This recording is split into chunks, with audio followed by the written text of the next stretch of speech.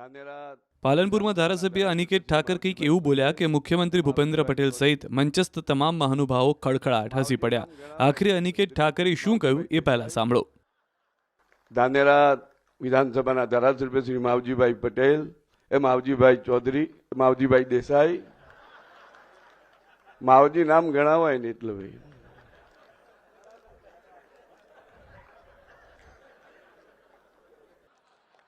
ધાનેરાના ધારાસભ્ય માવજી દેસાઈની વાત હતી, પણ બનાસકાંઠામાં માવજીભાઈ ઘણા હોવાથી અનિકેતભાઈ થોડા ગોટે ચડ્યા, પણ ફરી ગાડી પાટે ચડી ગઈ. પછી તો અનિકેત ઠાકરે સરસ ભાષણ કર્યું. ત્યારબાદ જ્યારે મુખ્યમંત્રી સંબોધન માટે બોલવા ઊભા થયા ત્યારે તેમણે પણ આ મુદ્દો ઉઠાવ્યો. આજે અનિકેતભાઈ બધી અટક બોલી ગયા એનું કારણ છે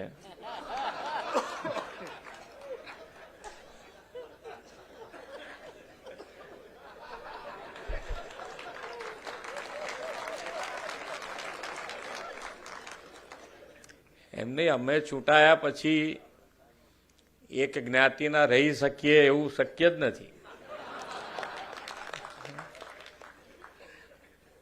અને સામાજિક સમરસતાથી જ અમે ચૂંટાઈએ છીએ.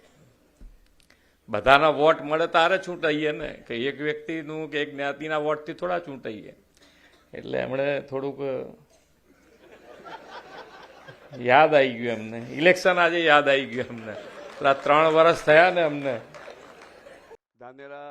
જ્યારે એક સરખા નામ હોય ત્યારે જીભ વળી જતી હોય છે, જે માનવ સહજ સ્વભાવ છે.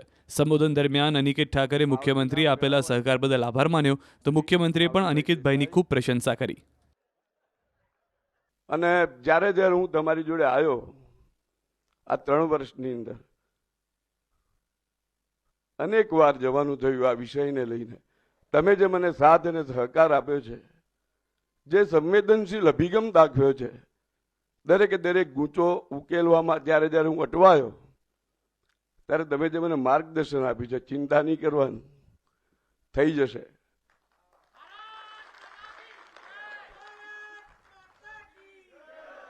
એક વાર તો મને એવું કીધું, બીજી હમણાં છેલ્લે જતો હતો ત્યારે સાહેબ કે મને યાદ જ છે મગજમાં, હું બોલું એ પહેલા કહી દે સાહેબ.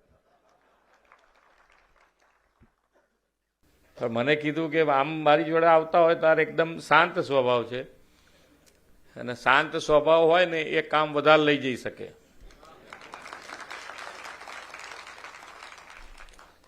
કશું બોલે ને આઈને ઉભા રહે એટલે આપણે ટેન્શન થવા માંડે કે હા